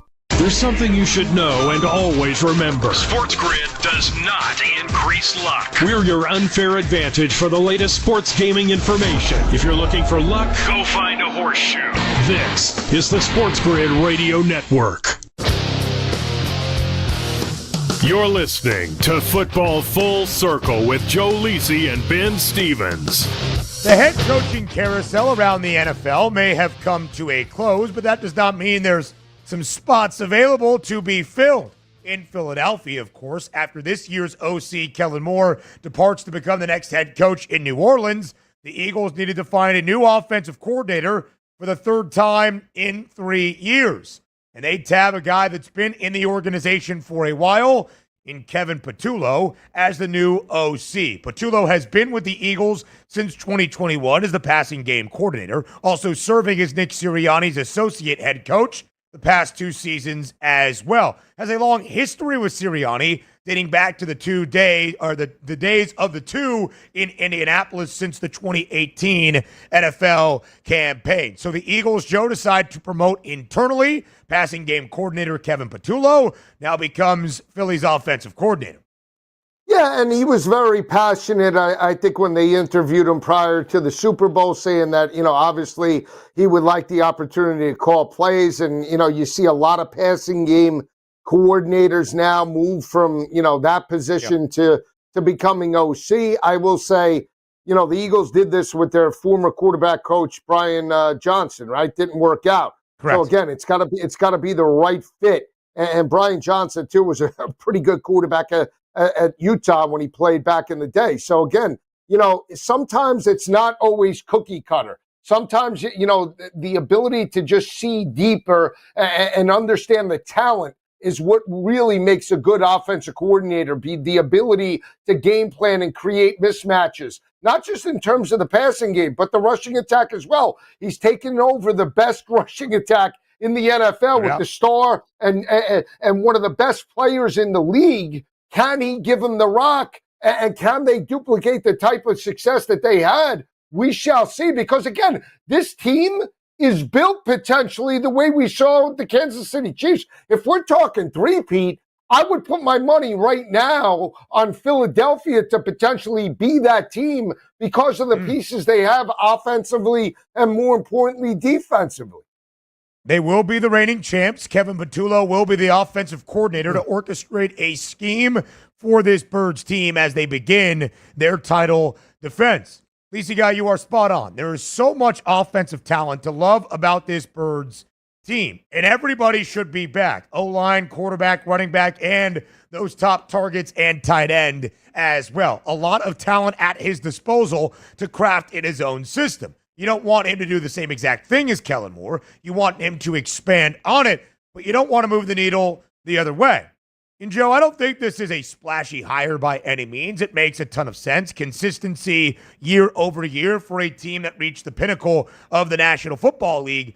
But I do think there are probably a few Birds fans that are a little bit skeptical, right? Because the last time that Philadelphia played in a Super Bowl was that 2022 season. Both of their coordinators that year, Shane Steichen offensively, Jonathan Gannon on the defensive side of the ball, took new jobs as a head coach. You had to replace both of those guys. The Eagles on the offensive side decided to do so internally, promoting Brian Johnson, who was the quarterback's coach and had a great rapport, at least it was reported, with Jalen Hurts. The offense wasn't bad in 2023, Joe. It certainly wasn't the offense's fault. First and foremost, they had that stumble down the stretch, dropping 5 of their final 6 games, including that postseason loss on the road in the wild card round against the Buccaneers. That was on a porous defense, and you're not losing Vic Fangio. He is set to return as the DC. But that is one of the issues when you have success. You have had success. Your individuals have had a successful run. Thus, they get poached in certain areas around the NFL. You want to make sure at bare minimum you are maintaining that standard of success after winning a Super Bowl championship. Yeah, it's a great point. And you know how we've talked about this, not just in terms of, NFL. We've talked about it deeply in terms of college football. It doesn't matter that they're potentially running the same scheme. We always talk about coordinators having a pulse of the offense or defense, right? They're almost like pitchers. They're quarterbacks. They got to get into a little bit of a rhythm. They have to understand how that talent responds. They have to call the game plan. And I always say, just because it's the same scheme doesn't necessarily mean you're going to get the same results. And the reason why I say that is Patullo could be more or less aggressive on first down than maybe Kellen Moore was. Maybe he wants to play action on first down as opposed to run it. That reaps different results. That reaps the different types of productivity potentially from Saquon Barkley and, more importantly, Jalen Hurts. So that affects the gambling perspective as well. We don't know what we're going to get right now. We just basing everything off of last year's data with a former OC. So I always say, let's take a wait-and-see approach. Let's see how this team plays out, from a continuity perspective in terms of the first month, and then we can reassess our vision based off of that. Because if you make a bet based off a new coordinator early on, you're potentially setting yourself up for either disaster or losing money. Look at what Vic Fangio did after game number 4. People wanted to run him out of town after Kirk Cousins, right? Gets that game-winning drive. From that point on, best defense in the NFL. Yeah, no doubt about it. And Vic Fangio remains. So the Eagles should be happy. They are the Super Bowl favorites entering 2025 to win a second consecutive Lombardi Trophy at plus 650. They are the team in the NFC that has the proven track record in the postseason that the conference, Joe, really should be running through. We'll see if the Birds can back up that success. Speaking of open spots, the Jags have started their in-person interviews this week for the new GM in Jacksonville. A couple of guys yesterday, a few more guys on this Thursday. Joe, it's not names necessarily that people know, but guys that have put in their time in front offices around the NFL. And you know that Liam Cohen is playing a big part in deciding who that next front office exec is going to be. Yeah, again, Liam Cohen, it's amazing on how quickly he has risen in the ranks and has so much, organizations value his opinion. Obviously, look at what Jacksonville did in terms of just cutting Balky, right? Not saying it was the wrong move, but that was forced by Liam Cohen. Hopefully he puts the right person in place that he can work with, because if not, it's a recipe for disaster. That, of course, will be critical for Jacksonville moving forward into 2025. All right, some more news around the NFL and some college football headlines coming your way up next.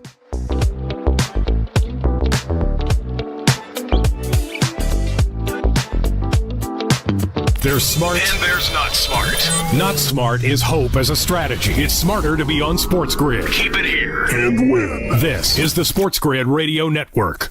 The SportsGrid Radio Network presents This Date in Sports History. Hello again, everyone. It's good to have you with us for this event. 1985, sportscaster Howard Cosell retires from television after 20 years with ABC. The rest of Monday night is given over to those gargantuan Goliaths of the gridiron. Cosell was must-see TV on Monday Night Football in the 70s and 80s. For SportsGrid Radio, I'm Mike DeMurgis. The Technology Minute with George Capalbo. Full self-driving cars are still not reality, but most modern vehicles now offer some kind of driving assistance like lane keeping or automatic braking. New North Carolina State research tests 3 ways to get a distracted human driver to take control. Number 1, warning bells. 2, spoken instructions. Please avoid the bridge abutment. And number 3, a more conversational approach. Tell me, what did you eat for lunch? By the way, that's a bus. And the winner, conversation. I'm not sure where we're going, but I'm sure we'll get there eventually. Follow me at Capalbo on X and stay tuned to the Technology Minute for more cool stuff like this. Moneyline. You take a look at Purdue, 11th in fouling in conference play. Why is that important? Who's the best free throw shooting team in the Big Ten? It is Michigan State. And you take a look at the point distribution. Who's number 1 at scoring the percentage of their points from the free throw line in Big Ten play? It's Michigan State. In a close basketball game that they are favored in, they'll make their free throws. But I had to pick a side. I would lay with Michigan State. Catch Moneyline with Donnie Rightside and Kevin Walsh. Weekdays, 11 a.m. Eastern, 8 Pacific. On the SportsGrid Radio Network. Wherever you go, there you are. Download the SportsGrid mobile app and we'll be right there with you. So now you can get the winning edge anywhere, even while the wife's talking to you. if you got an earbud. This is the SportsGrid Radio Network. You're listening to Football Full Circle with Joe Lisi and Ben Stevens.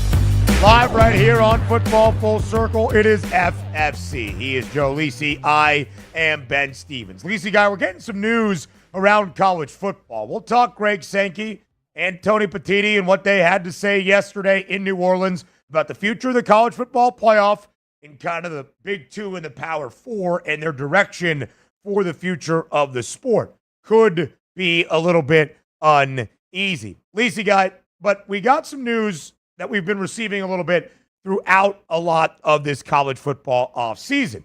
The idea of the spring game, often lauded in college football, allows a time at the end of spring practice. You get about 15 practices for spring ball to have a spring game. You make it a festivity on a Saturday, has that game day feel in various spots. Sometimes you get a lot of fans. Sometimes you don't get all that many fans. It's basically a glorified scrimmage practice exhibition. They're not popping, they're not hitting, they're not going full contact, at least as of late, as things have evolved.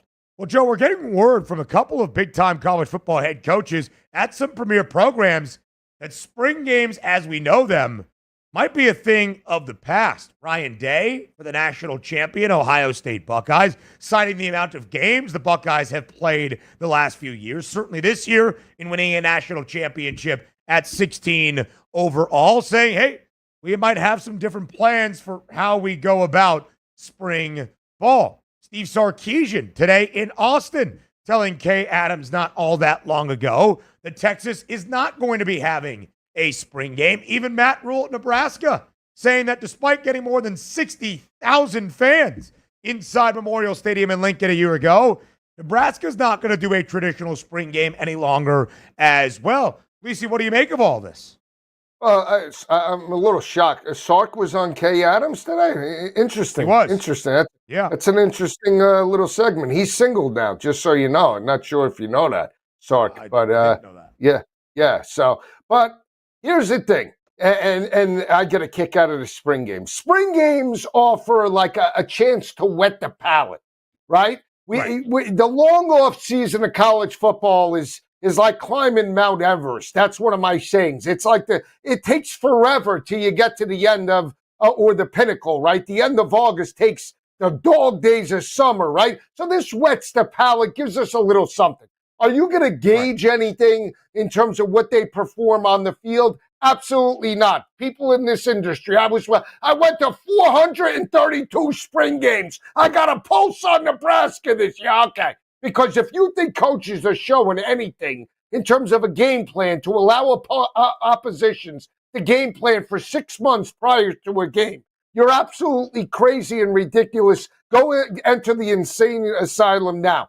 But what they're slowly doing is killing the sport of college football. That is, the fan bases are what makes these universities and programs thrive. The local economy, everything else that encompasses, especially a great city like Lincoln, right? When you get 60,000 people coming out to a spring game, and I understand they don't want talent to be poached now because of the transfer talent and all this other garbage, but we have to keep purity. We have to keep the tradition somewhat. Otherwise, we're going to be in the NFL, and then there's no difference between college athletics and professional sports. I mean, come on, what are we doing here? Well said, Joe. Very well said. You would hope, if you do not have the traditional spring game, that you still have a or a few open practices for those fans in the area to come through, making it about your geographic area, maybe not a televised product, but one of the reasons, Joe, that Nebraska's Matt Rule is canceling the spring game, the red-white game, as it has been known, despite the large draw it gets an audience each and every year. There's no place like Nebraska and the Sea of Red, is because of the spring transfer portal window. And you have that spring showcase where everybody sees, ooh, that guy looks good at the edge rusher spot. Ooh, that guy looks like he might be fast on the outside as a wide receiver. And it allows that tampering, that poaching to happen in the spring transfer portal window. So logistically, I think it makes a ton of sense. But from the tradition standpoint, from the pageantry standpoint, which still has to mean something in college football, there's got to be those events throughout spring practice that still welcomes in the fans, that has the fan base involved in growing that optimism and that positivity for a new year around these college football programs. We'll continue to discuss all of this and other big news in college football up next, live right here on Football Full Circle. Stay with us on SportsGrid Radio.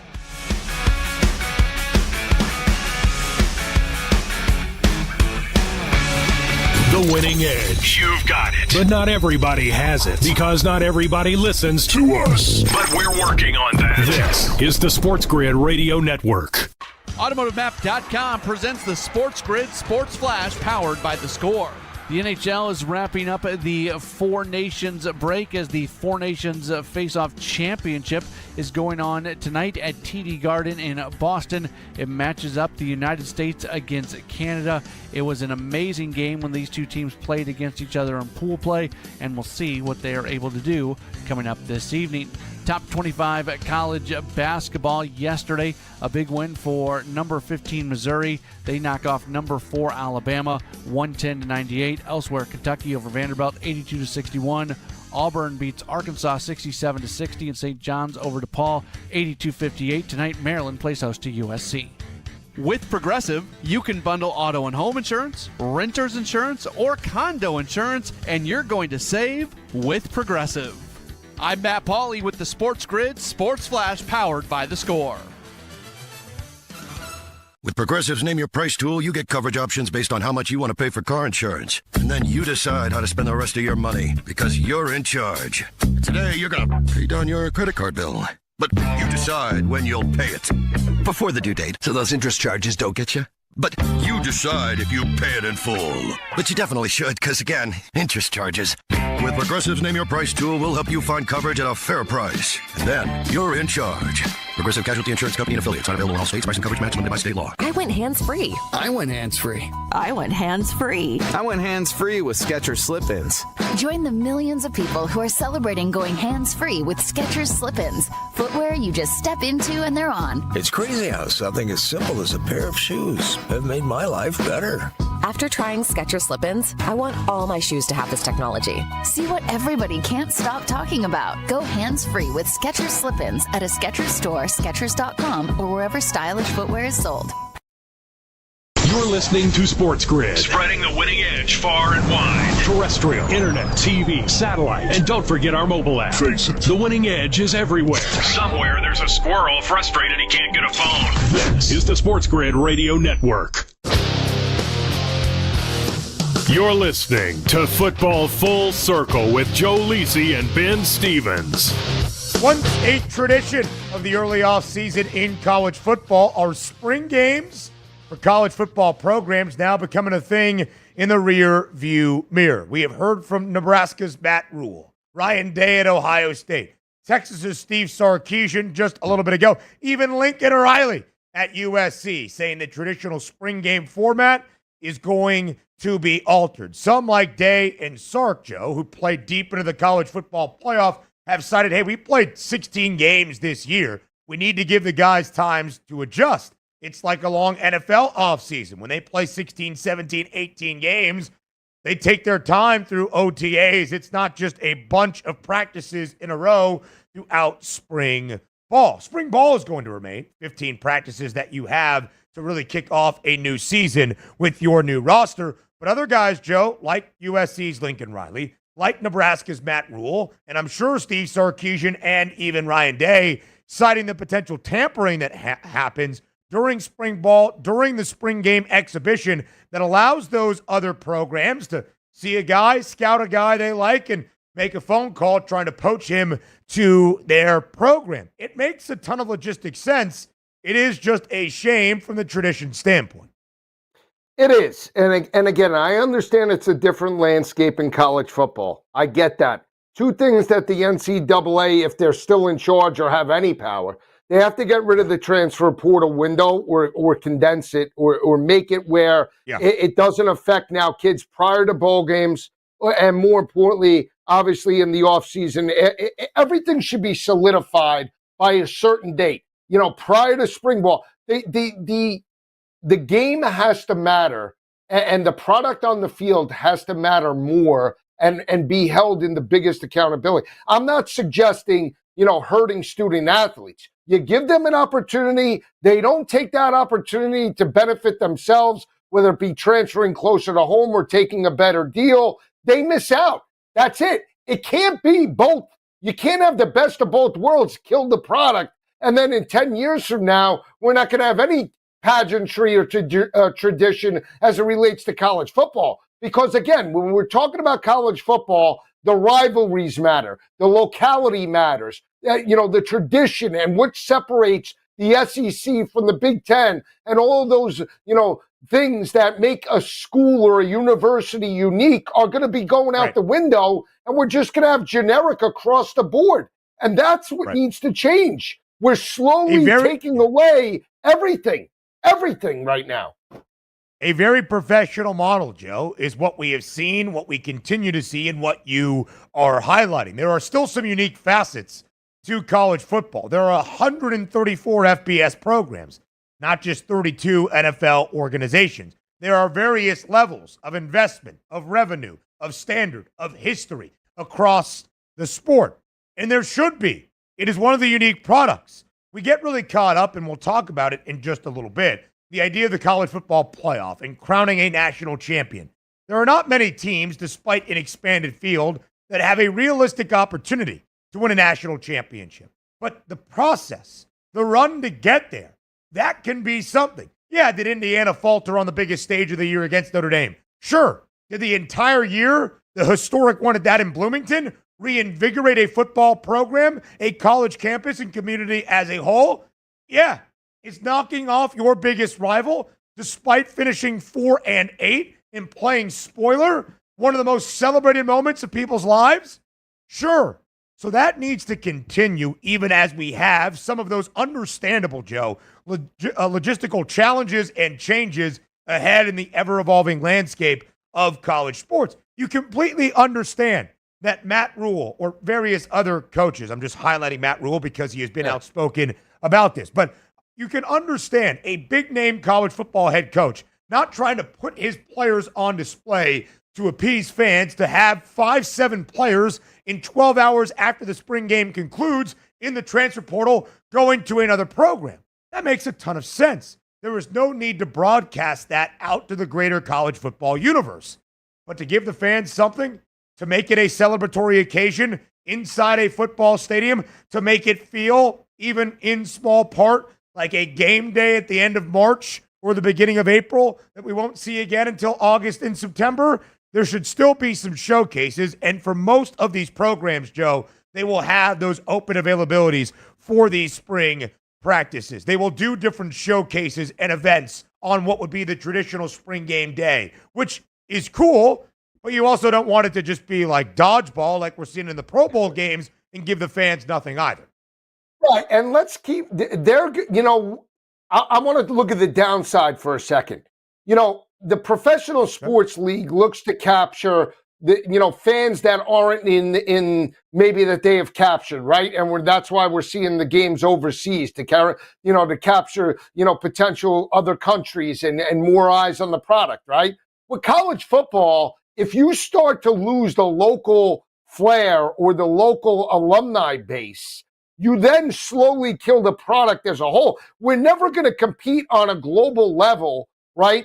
College football on a macro level with, outside the U.S. And what I mean by that is you might be able to do that and capture it from the college football playoff perspective, but you're not going to, you start to separate the fans in Starkville from Mississippi State. That's all they got. That's all they have. And if you're trying for bigger and better just because you want more revenue, you start to erode your fan base, and then you start to lose money in the long run. And that's how programs die. So I get the big picture, the top 20. Yeah, we want to expand more eyes. But if they start to pull ties of the local games and the local spring and the local camaraderie and the alumni base that has grown up, your youth is what you have, the formative years in terms of college football, where people hang on to for hundreds of years until they die. It's a different sport. The geographic nature of college football is one of the great reasons that college football can mean everything. I started my professional career in Omaha, Nebraska, from as far east as Omaha is in the state to as far west as the Colorado border. Nebraska football is the biggest thing there, always. There's no professional sports teams at the highest level in the state of Nebraska. So Nebraska football is the biggest thing. And Joe, in that community, it is king, right? It might not be on the national landscape, but in that community, it is king. And really, for Nebraska football, a focus on Nebraska, its rivals around the area in the Big Ten, that's the primary focus of the Cornhusker faithful.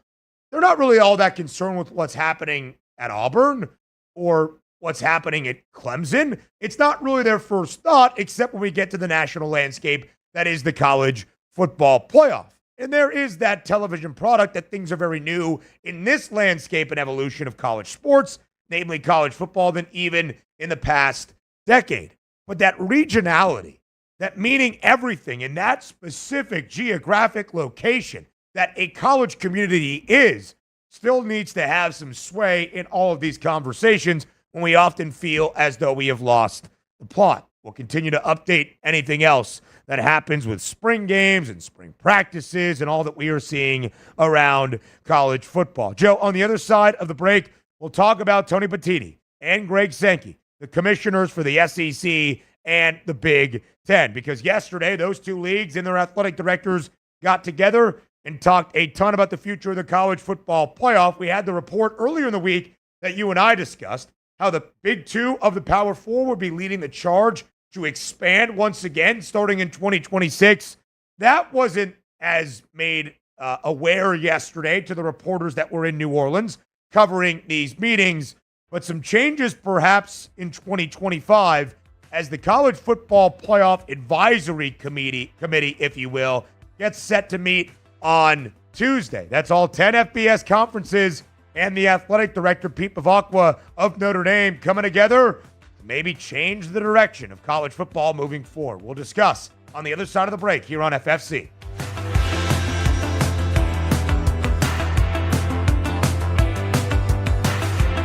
We're not saying every SportsGrid listener is a legend, but you might start thinking about who's going to play you in the movie.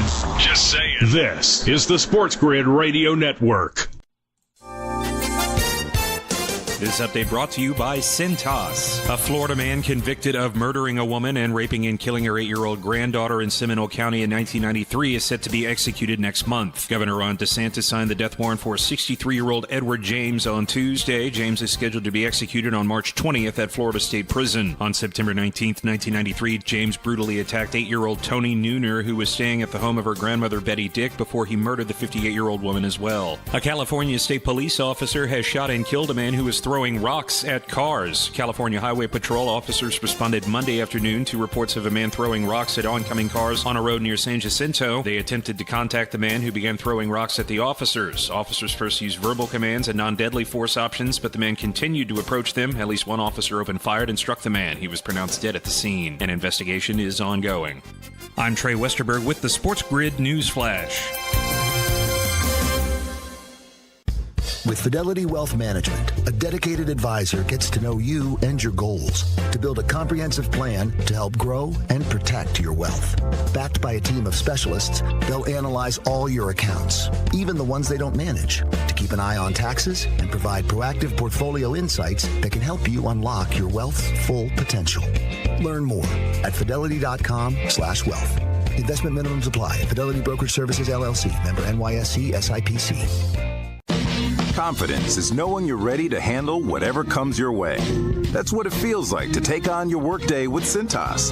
They make sure your AEDs are up to date, your fire extinguishers are tested and inspected, your floor mats are cleaned and delivered, and your workwear looks good, feels good, and is freshly laundered with the Cintas Apparel Plus program. So are you ready to take on today? Visit Cintas.com. Oh, I'm ready! And get ready for the workday. Ask any player and they'll tell you any advantage is important. That's where we come in.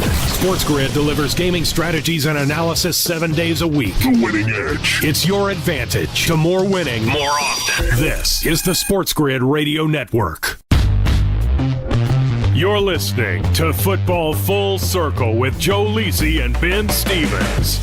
Live right here on Football Full Circle. Earlier in the week, Lisi and I spent basically an entire episode talking about a meeting taking place yesterday in New Orleans between the athletic directors of the Big Two and the Power Four conferences at the FBS level, the Big Ten and the SEC. And a report from Yahoo's Ross Dellinger, Joe, about the future expansion of the college football playoff starting almost immediately in 2026. A 14 or 16 team field where the Big Ten and the SEC would basically be the power brokers and the warlords of college football. They would have 4 auto bids for each conference, basically allowing the other conferences to pick up the scraps. Well, yesterday, those meetings took place between the Big Ten and the SEC as they continue this allegiance and partnership. Ross Dellinger was there in New Orleans, spoke with both Sankey and Tony Petitti, the commissioner of the Big Ten.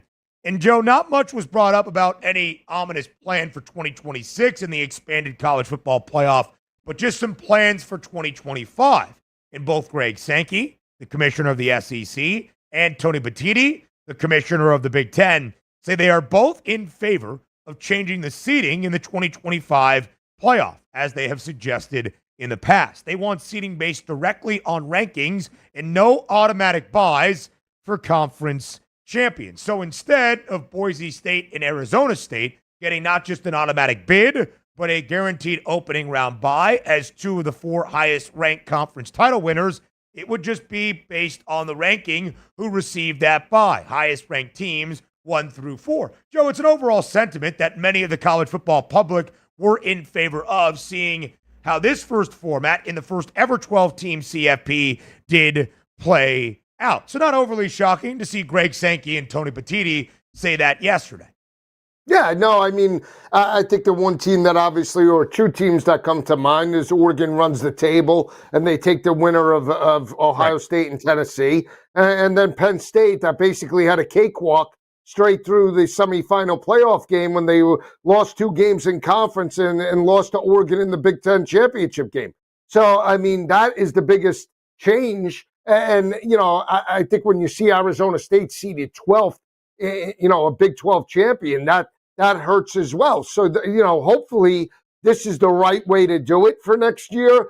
Hopefully the first round games are more competitive than what we see now, this past season. And again, it's a feeling out process. You don't know until you go through it.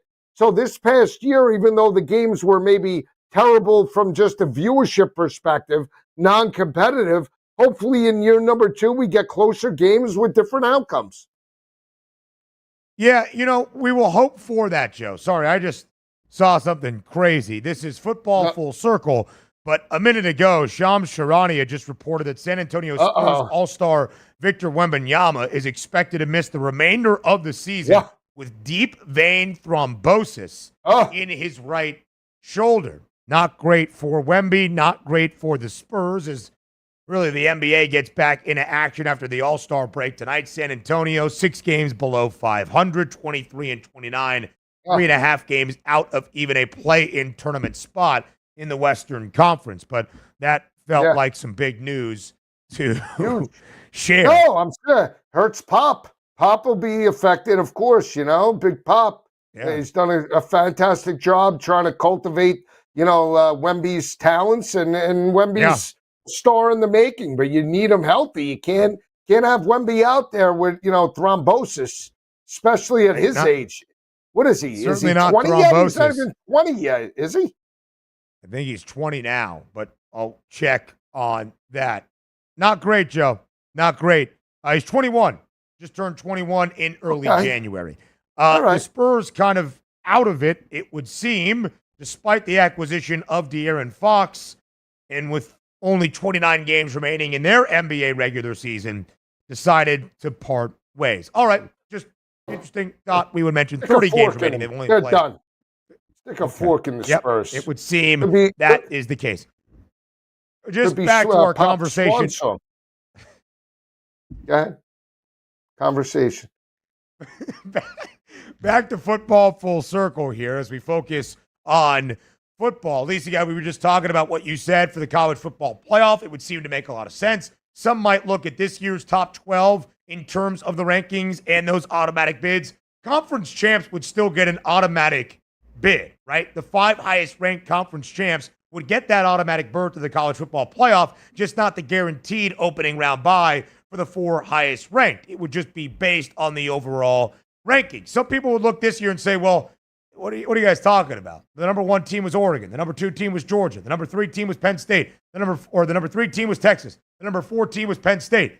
We would have 2 teams from the Big Ten and 2 teams from the SEC get the opening round bye. I am of the belief that if this was the format, just based on the seed list and not automatic bids and guaranteed auto buys for those conference champ winners, the College Football Playoff Selection Committee would not have ranked those teams 1 through 4. So it would make a lot of sense to me. Joe, they also need this to be unanimous, right? And they'll bring this up for a vote, it would appear, on Tuesday in the big meeting with all 10 FBS conferences and Notre Dame's athletic director as well. They would need that vote, again, to be unanimous. Everybody, all 11 voting members, would have to be on the same page. The ACC, its commissioner, Jim Phillips. The Big 12, its commissioner, Brett Yormark, have both come out and said, we're not interested in getting rid of those guaranteed opening round buys for our conference champs, as they tried to get in the fold this year, at least the Big 12's Arizona State, to have a better path to go deeper in the college football playoff. You would think the potential of hosting maybe an on-campus game could be appealing for teams that missed out on the opening round bye but did receive the auto bid. It does not seem, Joe, that unless something happens in the next 5 days, that the ACC and Big 12 commissioners are going to kind of change their viewpoint.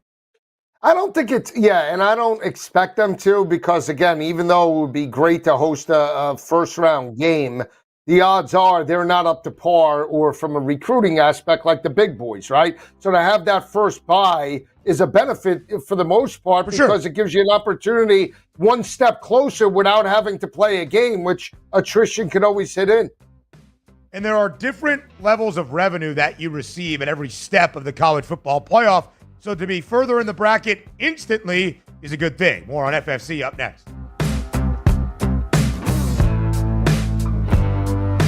Luck is winning the lottery. Strategy is settling your divorce before cashing in the tickets. It's smarter to be on SportsGrid. Get the winning edge. This is the SportsGrid Radio Network. SportsGrid TV and radio networks are the premier streaming video and audio channels dedicated to serving the sports wagering audience. Found on major smart TV platforms and streaming on SportsGrid Radio and SiriusXM Channel 159. SportsGrid's real-time data, expert commentary, and entertaining analysis transform viewers into informed sports enthusiasts. Our weekday radio lineup begins with the early line at 8 a.m. Eastern with Ben Stevens and Donnie Rightside. Donnie joins Kevin Walsh on Moneyline at 11 a.m. Eastern, followed by Football Full Circle at noon Eastern. Kaplan and crew join the party at 1 p.m. Eastern, and Pharrell Coast to Coast keeps things rolling from 3 to 6 p.m. Eastern. Get in the mix with Kevin Walsh and Game Time Decisions at 6 p.m. Eastern. Evenings simmer with Carver and Lisi, then boils over with Gabe Moritzi on Sports Rage Late Night at 10 p.m. Eastern. To find out where to find SportsGrid that's best for you, go to sportsgrid.com. It's smarter to be on SportsGrid. How would you like to get high-speed internet for your home for less than $2 a day? That's right. For about $50 a month, you'll get lightning-fast internet. Are you paying less than $50 a month right now for your internet? Then call Whole Home Connect right now for blazing fast internet at $50 a month with no price increases, no hidden fees, no contracts, no upfront costs, no equipment fees. It's a great deal. And guess what? You can try it for 15 days. If you don't like it, you get your money back. But you're gonna love it, and you're gonna love the price. Internet for your home for $50 a month. That's less than $2 a day. Plus, no contracts, no upfront costs, no equipment fees, and our 15-day guarantee. Call now. 800-797-1292. 800-797-1292. 800-797-1292. That's 800-797-1292. Think of us as your cool roommate that has this innate gift of somehow always picking winners and never bugs you about doing the dishes or paying rent. Sports gaming strategies and information 24/7. Get the winning edge. This is the SportsGrid Radio Network. You're listening to Football Full Circle with Joe Lisi and Ben Stevens. One more segment here on Football Full Circle. He is Joe Lisi. I am Ben Stevens. Lisi guy, we started the show by talking about some NFL news and notes.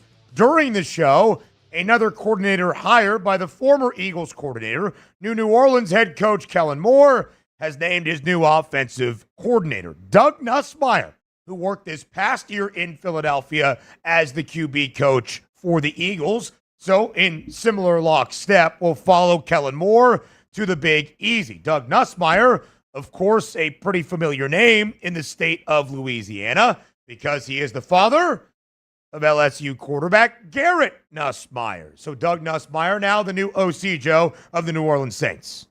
Yeah, good hire. And Nussmeier, a former quarterback, I believe, at Idaho and at one time Oregon, if I'm not mistaken. Got to double check that. But, great offensive mind. And maybe, just maybe, Garrett Nussmeier could be there in New Orleans in 26, depending upon how this situation goes. I mean, he's a Heisman Trophy. Well, he's the Heisman Trophy frontrunner right now at 8-1. He's got a host of great offensive talent. Nick Anderson from Oklahoma, Barry Brown.